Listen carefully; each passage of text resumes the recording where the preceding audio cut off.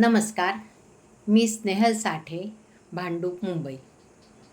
आज मी गीता जयंतीनिमित्त प्रथम सर्वांना शुभेच्छा देते आणि माझी गुरुभगिनी ज्योती खानोलकर हिला वंदन करून काही विचार गीतेविषयीचे व्यक्त करते. श्रीमद भगवद्गीता हा आध्यात्मिक ग्रंथ आहे. श्रीकृष्णाने अर्जुनाला माणसाच्या देहाचे गुह्य ज्ञान उकलून सांगितले आहे. स्थूल देह, सूक्ष्म देह आणि त्यातील चैतन्यमय असलेले आपले आत्मस्वरूप या तिघांच्या सामर्थ्यातून नराचे नारायण कसे व्हायचे, त्यासाठी आपण राहतो ते विश्व कसे आहे आणि विश्वाचा नियंता परमेश्वर कसा आहे याचे ज्ञान दिले आहे.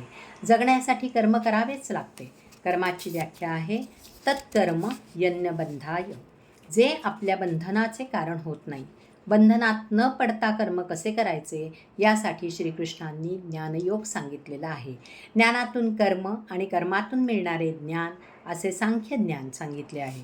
ज्ञान आणि कर्माचा योग घडवताना आपले शरीर हे या धर्मसाधनेचे साधन आहे, म्हणून चिंतन, ध्यानयोग, नामसाधना सांगितली आहे. कुठलेही कर्म करताना जो भाव मनात असतो त्याचे फळ तसेच मिळते. म्हणून कर्म नेहमी योग्य भावातूनच घडले पाहिजे. त्यासाठी माणसाजवळ निश्चयात्मक बुद्धी हवी. श्रीकृष्ण अर्जुनास सांगतात, व्यवसायात्मिका बुद्धिरेके हे कुरुनंदन. व्यवसायात्मिका बुद्धी म्हणजे प्रज्ञा. आपल्या शरीरातील चैतन्याजवळ विश्वाचे ज्ञान असते, तर आपल्या बुद्धीत आपण जे वाचतो, ऐकतो, अनुभवतो त्याची साठवण आहे. म्हणून ते विश्वाचे ज्ञान आपल्या कर्मास मिळण्यास, आपल्यातला मीपणा बाजूला ठेवून दिल्यास, मलाच सर्व कळते हा भाव न ठेवल्यास आणि देहबुद्धी विराम पावते आणि आपल्यातील सुप्तबुद्धीचा उदय होतो आणि आपली कर्म गुणमय होतात. कर्मण्येवाधिकारस्ते मा फलेषु कदाचन. आपला अधिकार फक्त कर्माचा आहे. कृष्ण म्हणतात, फळाची अपेक्षा करू नको, कारण फळाच्या यशाचा विचार करत बसल्यामुळे आपली ऊर्जा त्या विचारात खर्च होईल आणि कर्मास ऊर्जा कमी मिळेल. परिणामी कर्म चांगले होणार नाही. म्हणून कृष्ण म्हणतात, योगस्थ कुरु कर्माणि. योग म्हणजे ईश्वराशी जोडून घेणे. ईश्वर म्हणजे रसो वैसहा. ईश्वर हा गुणांचा रस आहे. म्हणून कर्म नेहमी क्षमाशीलता, परोपकारिता, अर्पणभाव, सेवाभाव, निष्कामता अशा विचारांच्या भावनातूनच करावे.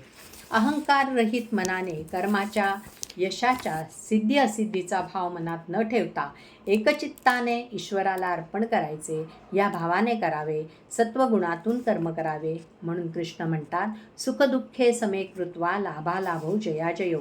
सुखदुःखे समे कृत्वा लाभालाभौ जयाजयो ततो युद्धाय युजस्व नैवम पापम वाप्स्यसि. प्रत्येक कर्म करताना धर्म अधर्माचा विचार केलाच पाहिजे. प्रत्येक कर्म हे धर्मपूर्ण विचारातूनच घडले पाहिजे. धर्माने कर्म केल्यास कृष्ण म्हणतात, सुखदुःख, लाभहानी, जय पराजय याचा विचार न करता तुझे कर्म. सामान्य माणसाच्या मनात योग्य अयोग्य, धर्म अधर्म याचे विचार चालूच असतात. सतत धर्माने वागण्यास मनातले युद्ध धर्माकडेच नेणारे हवे. प्रत्येक कर्म हे यज्ञकर्मच झाले पाहिजे. यज्ञकर्म म्हणजे सर्वांच्या कल्याणासाठी सर्वांनी मिळून केलेले, सर्वांना योग्य मोबदला वाटून केलेले कर्म. प्रत्येकातील सत्व रजतम गुणांच्या मुळेच कर्म करावेसे वाटते. म्हणून अर्जुना, कर्म करताना मीपणाचा अहंकार तू करू नकोस आणि प्रत्येकामध्ये जसे त्रिगुण असतील तसेच त्याच्या हातून कर्म घडेल. मग ते विचारांचे असो वा बोलण्याचे असो वा वागण्याचे असो. म्हणून अर्जुना, तू त्यात अडकू नकोस. अर्जुना, ये यथा माम प्रपद्यन्ते तांस्तथैव भजाम्यहम. मला जे भक्त ज्या भावाने भजतात मी त्यांना तसेच भजतो. जे मला ऐहिक सुख मागतात त्यांना मी ते देतो. ज्यांना ईश्वर प्राप्ती हवी असते मी त्यांना देत प्राप्त होतो. हे सर्व विचार तुझ्या मनात साठवण्यासाठी जरा एकांत जरुरी असतो. म्हणून कृष्ण म्हणतात, तानि सर्वाणि संयम्य युक्त आसित मत्परः. सर्व इंद्रियांना ताब्यात ठेवून चित्त स्थिर करून ध्यानात बैस, त्यामुळे तू प्रज्ञेत स्थिर होशील. ज्या विश्वात तू राहतोस त्या सर्व विश्वाचा नियंता मी आहे आणि प्रत्येकात मी आहे. चंद्र, सूर्य, बुद्धी सर्वात मी आहे. कृष्णाने त्याला विश्वरूप दर्शन दिले.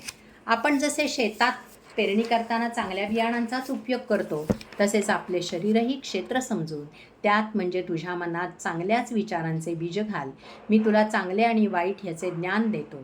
तुझ्यातील चैतन्य म्हणजेच मी आहे आणि तोच तुझ्या देहरूपी क्षेत्राचा क्षेत्रज्ञ आहे. चांगल्या धर्मपूर्ण विचारांच्या संस्काराने तू विजयी होशील असे सांगून कृष्ण चांगल्या विचारांचे वर्णन करतात. श्रेष्ठतेच्या अभिमानाचा अभाव, दंभाचरणाचा अभाव, कुणालाही न सतावणे, मनवाणी इत्यादींचा सरळपणा, अंतर्बाह्य शुद्ध आचरण, अंतःकरणाची शुद्धता, मन इंद्रिय शरीर यांचा निग्रह, उपभोगांविषयी निरासक्त आणि अनन्य भक्ती.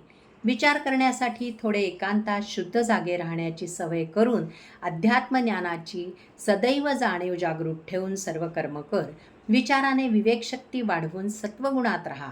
सात्विक दान, वेदशास्त्र यांचे पठण, स्वधर्म पालन कर. यथार्थ प्रिय भाषण, कर्माच्या कर्तेपणाच्या अभिमानाचा त्याग, निंदा न करता निर्हेतुक दया, कोमल भाव मनात ठेवून व्यर्थ क्रिया न करता क्षमा, धैर्य, कोमल भाव, शत्रुभावाचा अभाव ही दैवी संपत्ती विवेकाने प्राप्त करून घे. मिथ्या ज्ञानाचा वापर, दंभ, मान, मदभ्रष्ट आचरण करू नकोस. अहंकार, बळ, घमेंड, कामना, काम, क्रोध, लोभ या नरकाची द्वारे आहेत. म्हणून तुझा नाश करणारे, अधोगतीला नेणारे दुर्गुण आचरणात आणू नकोस. श्रद्धामय सात्विक वृत्ती ठेव. त्यासाठी शरीराची शुद्धता ठेव. शिळे पाके खाऊ नकोस. दुसऱ्यालाही पीडा देऊ नकोस. कर्माचे अधिष्ठान, कर्त्याचा कर्म करतानाचा भाव, आपली कर्मास लागणारी उपकरणे, वेगवेगळ्या योग्य क्रिया यांचे भाव ठेवून कर्म केल्यास दैवाची अनुकूलता लाभते. मी ईश्वर स्वतःच्या मायेने सर्व प्राण्यांना त्यांच्या कर्मानुसार शरीरे देत असतो. मी हे गुह्य ज्ञान तुला दिले आहे. मीच या विश्वाचा पुरुषोत्तम आहे. म्हणून मन्मना भव मद्भक्तो मद्याची माम नमस्कुरु. माझ्या ठिकाणी मन ठेव, माझा भक्त हो. स्वामी रामदास म्हणतात, अभक्त नाही तो भक्त. माझे पूजन कर, तू मलाच म्हणजे परमेश्वराला प्राप्त होशील. म्हणजेच आपल्याही शरीरात गुणांच्या साम्यावस्थेचा रस वाहू लागेल. अशा विवेकाने राहिल्यास तुझ्याजवळ श्री म्हणजेच लक्ष्मी, विजय, विभूती तत्व आणि अचल नीती सतत वास करेल. श्रीकृष्णार्पणमस्तु.